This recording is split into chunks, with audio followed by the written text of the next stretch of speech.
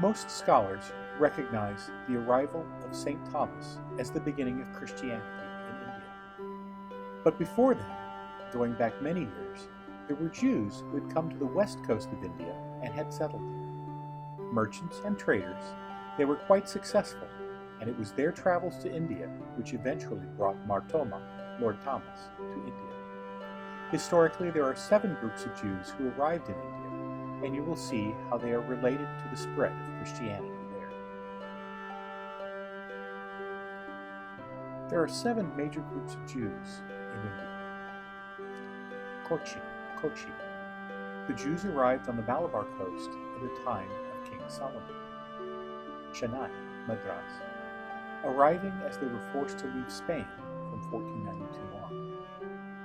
Nagarkoi, arriving on the west coast at about the same time as Mar Thoma in 52 AD, mainly moved to Chennai over the years. Goan Jews, who fled Portugal to Portuguese Goa during the Inquisition. The Bene Israel community in Karachi fled to India after partition. Baghdadi Jews from Iraq and other Arab states arrived starting about 250 years ago. The Bnei Menashe are recent converts, but claim ancient heritage as sons of Manasseh, who was a son of Joseph from the ancient tribes, Mizo and Kuki tribespeople. Bnei Ephraim are also technically recent converts who claim ancient tradition as sons of Ephraim. They are Telugu speakers. The beauty of Judaism still today exists in India.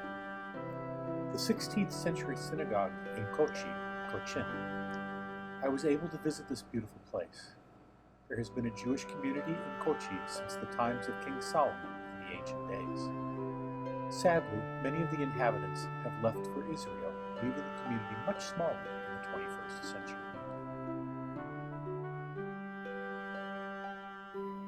The arrival of St. Thomas on the west coast of India. Tradition maintains that Mar Thoma arrived in South India on the Coromandel coast in the year 52 of the Common Era. The Miracle of the Waters. The story is told that at one point Mar Thoma saw a number of Brahmins throwing water into the air. He asked them, why? They responded, saying they were making offerings to the sun god. Mar Thoma is said to have remarked that apparently the sun god did not like their offerings since he kept giving them back. He then offered to pray with them. When he threw the water into the air, it remained like the stars in the night sky, and those Brahmins became the first Hindu converts to Christianity. I had the wonderful opportunity to dip my hands in the water at Aliexo, where St. Thomas had. The church develops under Mar Thoma. Interestingly, Mar Thoma did not leave an established ecclesiology. He seems to have adapted local Hindu and Jewish customs for worship for the various communities. The Christian churches looked much like the Hindu temples, except that they were marked with a cross rather than with an idol. The Mar Thoma Cross. Several crosses attributed to Mar Thoma are still in existence. They were carved in bas-relief and feature a very Indian understanding of the place of Jesus in the universe. At the top is the Holy Spirit in the form of a dove descending. In the center is the cross, budding forth, literally flowering as Jesus has risen. This is over the lotus, which is particular to both Hindu and Buddhist culture as auspicious, and those over the 3 steps representing Golgotha and the world. 2 basic communities. Under Mar Thoma, 2 communities arose, one of which found itself a direct continuation of the Jewish presence in India, and the other which was a result of conversions among the Hindu inhabitants. Eventually, both groups grew and intermarried. Though they did maintain their lineages, their communities were intertwined in many respects. Since the church arrived before there was a division between the Eastern and Western versions of Syrian Christianity, Both can lay valid claim to their time in India. The Eastern version, called Nestorian by the Romans, is a church of the two councils and thrived for centuries until it was decimated by Islam. The Western version, which provided bishops for India after the arrival of the Portuguese, called Jacobite by the Romans, is a church of the three councils. It is also the church from which OCCA derives its apostolic succession.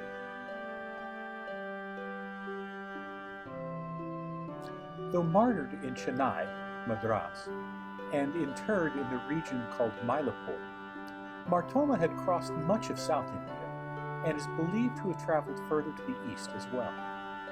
He left 6.5 churches which he built. His tomb, the lance, and the church above him are pictured to the right. Armenian Christians arrived from the north, Persia, and settled in many of the regions where the Mar Thoma Christians lived. They remembered his death and where he had been killed and where he had been laid to rest, and transmitted that information to the Portuguese when they arrived many years later. After Mar Thoma had died, the Christians in India, in dealings with Christians from Syria who visited the Malabar coast, learned about bishops. They requested that bishops be sent to them, and Seleucia Ctesiphon responded by doing so. For the next several centuries, the Church in India had leadership from the Seleucian Persian Church. Some sites of the Portuguese Church, Portuguese churches, and a marker showing where Vasco da Gama had arrived in 1498 and the beach upon which he arrived. The Padroado. The Spanish and the Portuguese had divided the world between them, with the Pope deciding that the Portuguese would get what is today India.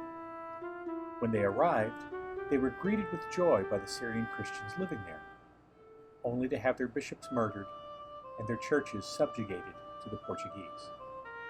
Not only did they have to be Latin Rite Christians, they had to be good Latin Rite Portuguese subjects, even though their families had become Christians when Portugal was an outlying region of Rome called Gaul.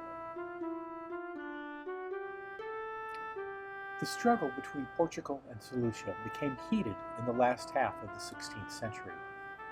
Patriarch Abdiso, who had succeeded Marsiloqua, in 1556 sent 2 bishops to the Malabar Church.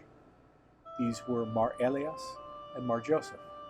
They were accompanied by 2 Maltese Dominicans, Bishop Ambrose of the Order of Preachers and Reverend Antonius of the Order of Preachers. Father Antonius was then serving as the papal nuncio in the East. They had been sent to Marsiloqua by the Pope.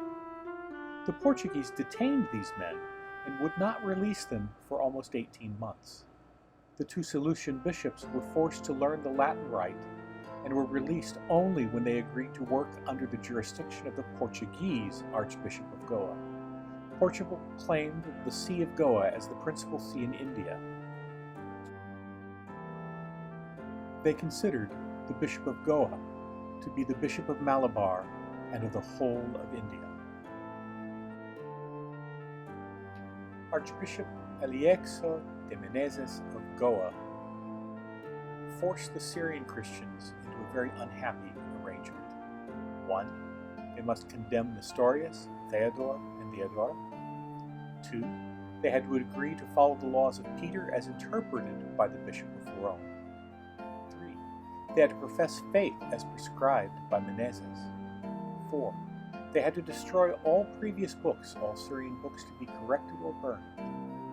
5. They had to acknowledge the supremacy of the Bishop of Rome, the Pope. 6. They were to condemn the Patriarch of the Church of the East as a heretic and schismatic and swear not to have any relations with him. 7. To accept only bishops from Rome as approved in Goa by the Padroado. 8. To obey Menezes until the arrival of the new bishop appointed by Rome. 9. To convoke a synod in a place appointed by Menezes, accepting everything that would be settled there, and to send to it priests and representative laymen. 10. To remain unescorted by guards, traveling only in the company of Menezes and in the same vehicle. The Synod was convoked in Diamper in June of 1599.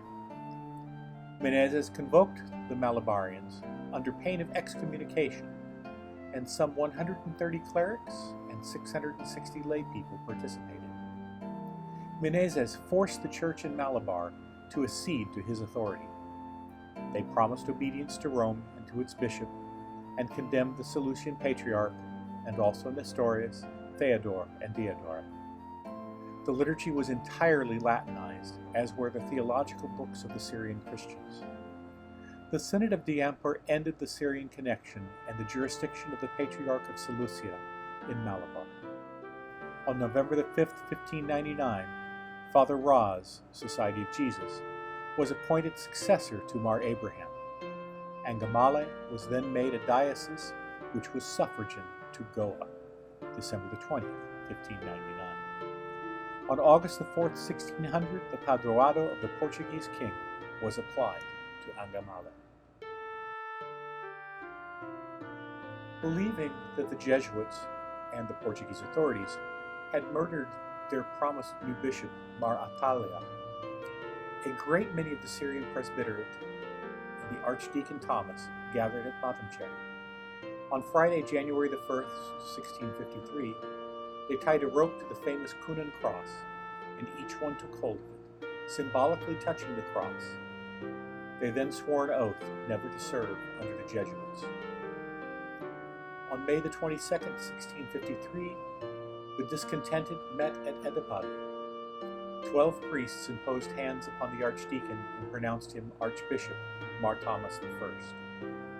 This group was united with the Syrian Orthodox Church, and from them OCCA is derived.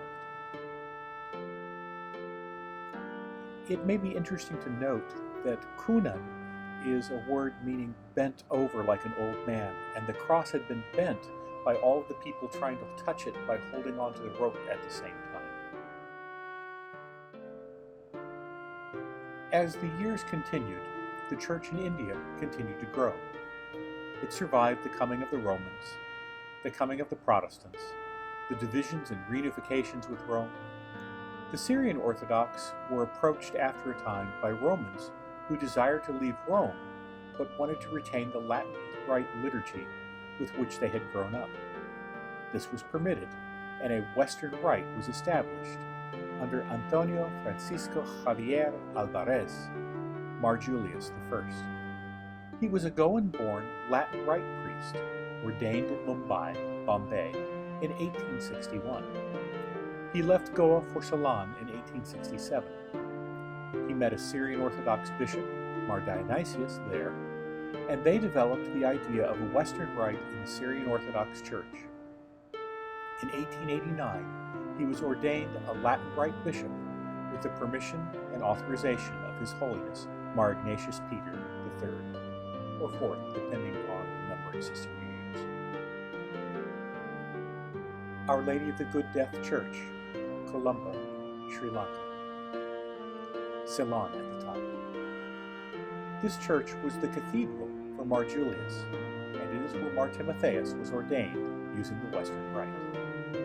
The co-consecrators were Mar St. Julius Alvarez of Columbo, Mar Athanasius Paulos of Kottayam, and Mar St. Gregorius Givargis of Miranano. He was given the monastic name Timotheus and the title of Metropolitan of the Archdiocese of North America. And here you see some photos taken through different times of his life of Mar Timotheus, Rene, Villatte, along with bishops of the American Catholic Church, Stephen Kaminsky, Joseph Rene Villatte, and Paolo Miraglia. I hope that you've enjoyed this very brief history of the Church in India and all the various things that have happened to it over the years, which brought us to Mar Timotheus, who was ordained there in Ceylon all those years ago. May God bless you in every possible way.